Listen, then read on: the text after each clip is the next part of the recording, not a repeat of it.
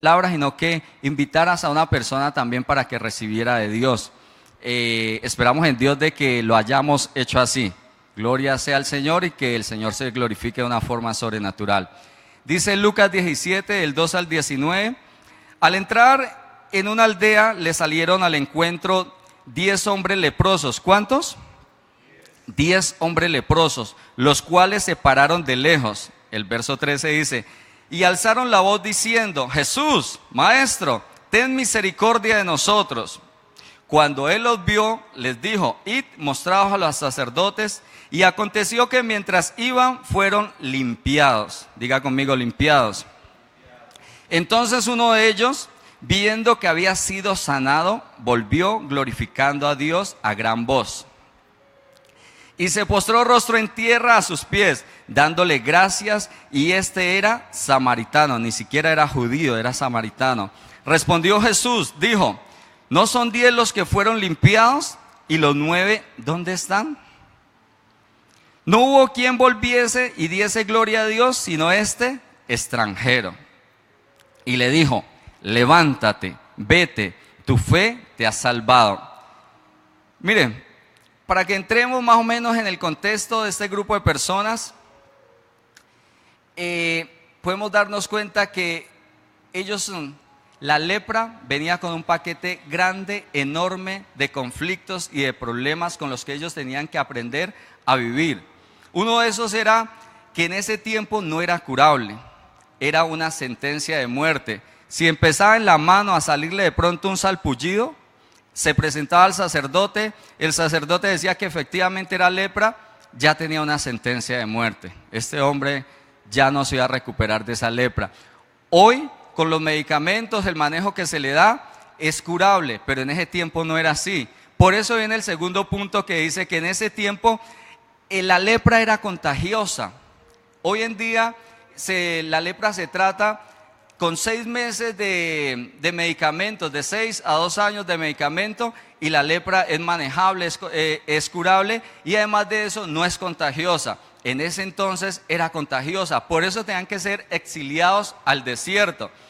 En Levíticos hay una serie de leyes para estos, pero no es una cosa religiosa, sino es una cosa más que todo como de evitar una pandemia, de evitar una oleada de leprosos. ¿Por qué? Porque como en ese entonces no se le daba manejo, no había una cura, entonces si ellos hacían heces, las heces las podían pisar las moscas y iban a contaminar todo el pueblo de Israel. Entonces a ellos se les sacaban al desierto. Además de eso, cuando hacían las heces tenían que colocarlas en un hueco, porque era bastante complicado en ese entonces. Además de eso, ellos tenían que conllevar, además del exilio, que eran destinados al oprobio, a la miseria. Un leproso, a la diferencia de Naamán, un leproso era una persona que estaba en miseria. Era una persona que había sido exiliada, que estaba aparte de toda su familia y estaba pasando una situación complicada. La tercera señal era que era una persona maldita. Y para el contexto de los judíos, ser maldito era terrible. Para el contexto de que estamos mirando esta situación, para ellos era bien complicado decir: tu papá tiene lepra, quiere decir que está maldito. Tu esposa tiene lepra, está maldita. Tu hijo tiene lepra, está maldito. El cuarto punto dice: por obvias razones generaba baja estima, depresión, rechazo. Este grupo de personas estaban en una situación bien complicada y tenían realmente un enorme vacío existencial. ¿Me siguen hasta ahí? Gloria a Dios. Ahora bien, los vacíos existen antes y ahora. Eso no fue que ahora con el tema de la psicología, que se dieron cuenta del grado de depresión de las personas, de todo de esto que estudian los psicólogos, sino que esto viene desde antes, ¿ok? Desde la separación del hombre de la comunión con Dios. Desde ahí empieza todo vacío. Allí realmente arranca, y para eso vamos a Génesis 3, del 7 al 11. Y vamos a trabajar un poco ahí y que sea el Señor bendiciendo nuestras vidas. Dice Génesis del 7 al 11: Entonces fueron abiertos los ojos de ambos y conocieron que estaban desnudos. Entonces cosieron hojas de higuera y se hicieron delantales. El verso 8 dice: y oyeron la voz de Jehová Dios que se paseaba en el huerto al aire del día. Y el hombre y su mujer se escondieron de la presencia de Jehová Dios de entre los árboles del huerto. Verso 9 dice: mas Jehová Dios llamó al hombre y le dijo: ¿dónde estás tú? Una pregunta complicada, ¿no? Que todavía se sigue haciendo. ¿Dónde estás tú? Y él respondió: oí tu voz en medio del huerto y tuve miedo porque estaba desnudo y me escondí. Y Dios le dijo: ¿quién te enseñó que estabas desnudo? ¿Has comido del árbol que yo te mandé no comieses? El verso 12 dice: y el hombre respondió: la mujer que me diste por compañera me dio el árbol y yo comí. Mire esto. Vamos a trabajar en unos aspectos que nos ilustran lo que es un vacío existencial. En el verso 7 dice la escritura: se hicieron delantales. ¿Se hicieron qué? Delantales. Esto es buscar formas humanas para cubrir la necesidad. En ocasiones desde el púlpito se predica a la gente y se le dice que es pecado de pronto ir al mundo, es pecado bailar, tomar, ingerir drogas, hacer una serie de cosas. Pero ¿qué pasa? Si hay un vacío, hay que llenarlo. Cuando nosotros tenemos hambre, bostezamos. Cuando el alma tiene hambre, bosteza también y demanda algo, demanda ser lleno. Esos vacíos existenciales los podemos llenar como lo hizo Adán y Eva, que se cosieron delantales. Esos delantales tipifican drogas, desenfreno, fama, poder, aún incluso cosas buenas. No hablemos precisamente de cosas malas, sino cosas buenas. Pero todo eso son buscar formas humanas para cubrir la necesidad. Mire esto, el verso 8 dice: el hombre y su mujer se escondieron. Evadir el vacío no lo soluciona. El decir no existe, estoy bien. Hace 5 años que me separé y todo está bien. Ya todo está bien. De pronto estoy pasando una necesidad, pero yo la sé manejar. El tema del trago, no, cuando quiera lo dejo. Esa es la típica de la persona que de pronto ya ha caído en un nivel donde no lo puede manejar, sino que al contrario lo maneja. Dice: el hombre y la mujer se escondieron. Esconderse. Esa es una actitud del ser humano. Siempre escondemos, siempre queremos evadir las responsabilidades, siempre queremos decir: si digo que no está, sencillamente no existe. Pero porque digamos que no están los problemas no se van a solucionar solos.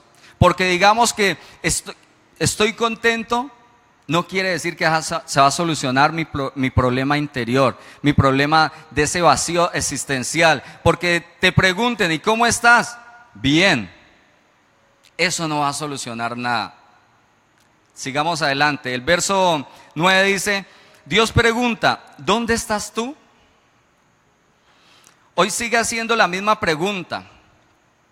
Esa pregunta sigue gravitando en la atmósfera, sigue cobrando vida. Esa pregunta es vigente, esa pregunta es para ayer, pero también es para hoy. ¿Dónde estás tú? ¿Dónde estás tú? ¿Estás tratando de darle sentido a tu vida tú mismo? Error, gran error. Si tú mismo quieres solucionar tus problemas, error, gran error.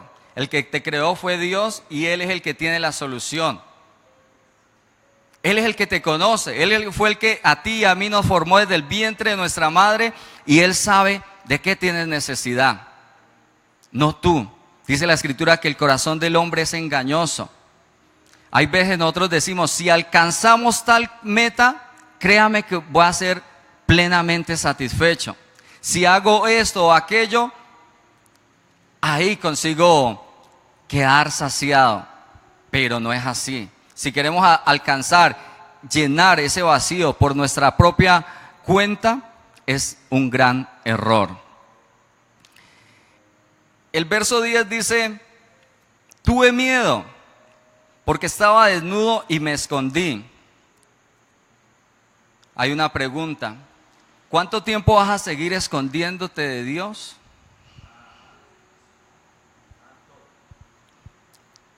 ¿Por cuánto tiempo? De pronto las personas que nos siguen en las redes, no es con ánimo de ofender, de incomodar, pero el Señor te hace esta pregunta: ¿por cuánto tiempo vas a seguir escondiéndote de Dios?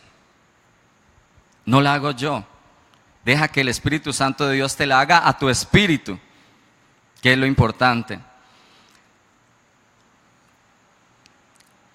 El verso 11 dice: ¿quién te enseñó que estabas desnudo? En otras palabras, que tenías un faltante. ¿Quién te ha hecho creer que tenías un faltante? ¿Quién es el que te ha dicho que había un faltante? Mire esto, y aquí quiero detenerme un momento y que sea el Señor bendiciéndonos poderosamente.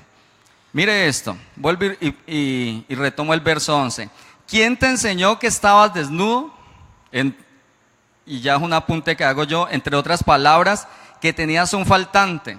Mire esto, Adán era el mismo, no cambió nada. El problema no es la situación que sientes que te está saliendo de las manos, sino la separación del hombre con Dios. Ahora, trabajemos esto.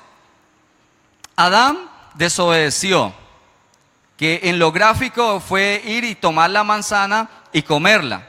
Esa es la ilustración que hace el Señor de la desobediencia. Pero quiero hacerte una pregunta. ¿Adán se enfermó en ese momento? Adán dijo: es que mi problema es que tengo úlceras. El problema es que tengo cáncer. Y eso es lo que me hace una persona, no sé, incapaz de no rendir con mi empresa, mi hogar. Lo que pasa es que no tengo cómo sacar adelante la empresa. Lo que pasa es que estoy quebrado. Detengámonos por favor en un momento en esto. Adán de pronto dijo: ¿cómo hago para pagar el arriendo? ¿Cómo hago para solucionar las deudas? Adán era el mismo. Adán no cambió para nada. Adán humanamente no cambió para nada. ¿Qué fue lo que sí cambió? Su comunión con Dios. Se rompió, se fue al piso, se trocó totalmente. ¿Por qué quiero sentarme un momento en este texto? Para derribar un mito de que tú mismo puedes llenar esos vacíos. Para derribar un mito de que el problema que yo siento aquí es porque me falta algo. A Adán no le faltaba nada. Adán estaba completo. Adán estaba totalmente bien. Pero cometió un grave error y fue ser desobediente. ¿Me siguen hasta ahí? Gloria a Dios. Para bajarle un poquito el nivel, vamos al verso 12.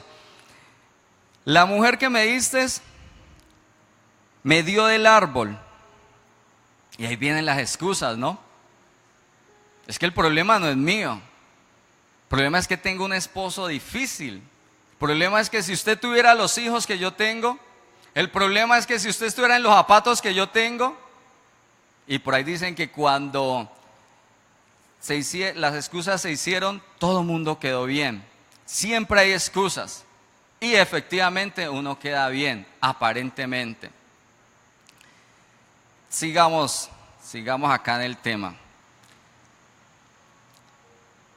Regresemos otra vez a Lucas, donde estamos hablando de los leprosos. Y miremos a qué nos quiere llevar el Señor. ¿Cuál es la motivación del Espíritu Santo para con esta palabra. En el verso 13 ya leímos la historia anteriormente, entonces vamos a tomar unos versos claves. Dice el verso 13, y alzaron la voz diciendo: Jesús, Maestro, ten misericordia de nosotros.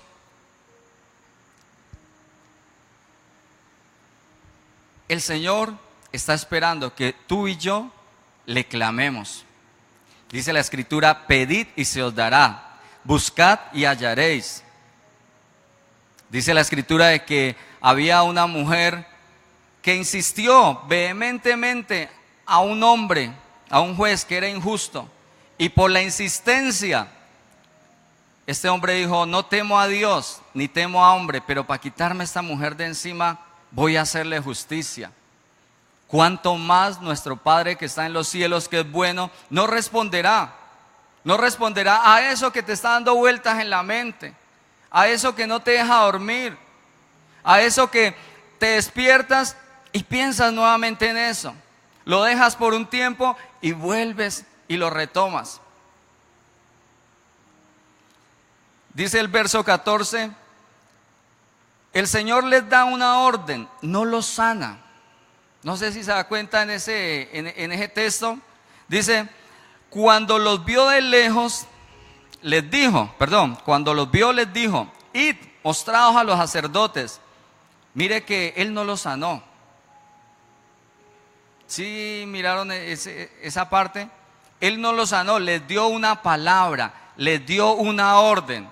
De pronto tú no has visto el resultado, pero si tienes una palabra, se va a cumplir. Si te habló el Señor, así en este momento no estés viendo nada, se va a cumplir. El Señor ha hablado a mi vida en momentos complicados, en momentos difíciles, que donde no veo sanidad, veo lepra por todo lado, veo incomodidad por todo lado, pero le creo a Dios. Y dice la Escritura que además de eso, ellos le creyeron, y porque le creyeron actuaron y fueron y se presentaron al sacerdote.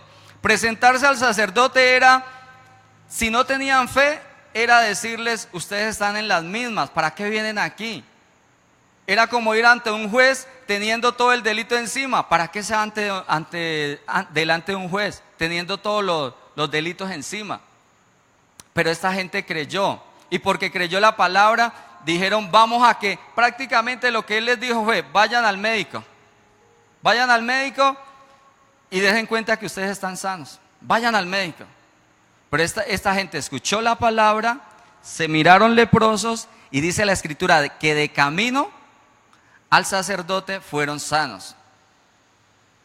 ¿Cuántas palabras el Señor no nos ha dado? ¿Cuántas promesas el Señor no ha marcado nuestras vidas? Pero vienen esos vacíos y de pronto quieren robarse la palabra. Vienen esas mentiras del diablo y quieren arrancar lo que el Señor ya ha destinado para ti y para mí. El Señor ya lo dijo, y si Él lo dijo, Él lo hace. Solamente tenemos que creer y caminar en ello. Amén. Dice el verso 15, mire, esto es fuerte. Todos fueron sanos físicamente, pero solo uno de ellos llenó su vacío existencial. ¿Por qué les digo esto? Tuvo una manifestación que evidencia su cambio de estado emocional. Regresó dando gloria a Dios. En otras palabras, dando gracias. Una persona que tiene problemas existenciales, que tiene vacíos, lo que menos da es gracias. Lo que siempre está pensando es que todo el mundo está creado para hacerlo feliz, que todo debe caminar a pedir de boca para esa persona, y por eso no necesita dar gracias. Todo está diseñado para ellos y no necesita dar gracias. Se vuelven egoístas, se vuelven difíciles.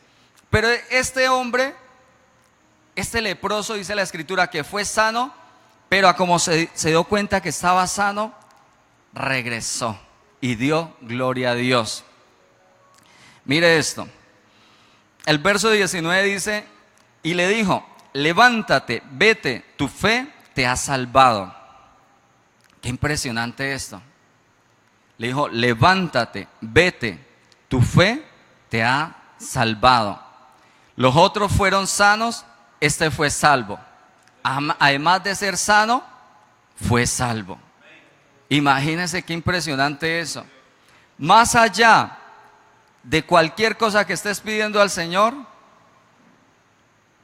lo más importante es nuestro nombre escrito en el libro de la vida eterna. Nuestra amistad con Dios, saber que Dios está de nuestro lado. Y hay un texto que nunca me puedo olvidar, es lo que dijo Job: aunque el Señor me mate, con todo esperaré en Él. Aunque me quite todo. Y efectivamente estaba siendo despojado de todo, pero era amigo de Dios. Estaba en las manos de Dios. Dios estaba con él. Y si Dios está conmigo, tengo la victoria en nuestras manos. Tengo al más grande del lado mío. Amén. Dice la Escritura que él no ha perdido ninguna batalla. Que somos el único ejército que podemos salir a la guerra con la victoria en nuestras manos. Amén. Gloria a Dios. Miren, hay un texto para que meditemos. Empezamos hablando con Eclesiastés, el capítulo 3. Ahora vamos ya terminando el libro, Eclesiastés 12:13, en la versión internacional, por favor, nueva versión internacional. Dice: el fin de este asunto es que ya se ha escuchado todo. Teme pues a Dios y cumple los mandamientos, porque esto es el todo del hombre. Mire esto. ¿Cómo empezó Salomón? Salomón empezó, dijimos, dándole desenfreno a todo, dándose cuenta que él tenía un vacío existencial, que tenía un problema que no había podido solucionar, y eso quiso solucionarlo con una cantidad de cosas que él dio al desenfreno, como fue la fama, ya lo dijimos, el dinero, que fue el rey de Israel, una serie de cosas. Y él empezó en ese ambiente. Pero este hombre se da cuenta que todos esos aparentemente logros no lograron hacer de que su vacío fuera lleno. No lograron de que su vida fuera cambiada. No lograron que él pudiera ir a la cama y decir, como decía el salmista: en paz me acostaré y así mismo dormiré, porque solo tú, Jehová, me haces vivir confiado. Saber que se tiene la confianza en el Señor. Saber que la confianza no está en los bienes, no está en nada terrenal, no está en nada de lo que vemos. Dice la Escritura que lo que vemos es pasajero. Hoy está, mañana no sabemos si va a estar. Y eso hablando de la confianza que colocamos en el trabajo, en los negocios, aún en la familia. Hoy está y mañana. Pero mire cómo termina Salomón después de todo lo que hizo para que podamos nosotros tener este consejo. El fin de este asunto es que ya todo se ha escuchado. Es que ya se ha escuchado todo. Teme pues a Dios y cumple sus mandamientos, porque esto es todo, el todo para el hombre. Mire esto. Alguien dice que nadie aprende en pellejo ajeno, ¿no? ¿Sí han escuchado eso?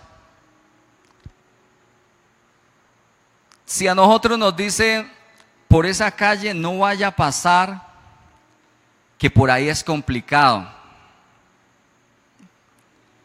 Ahí hay un perro que por lo general el que pasa por ahí lo muerde.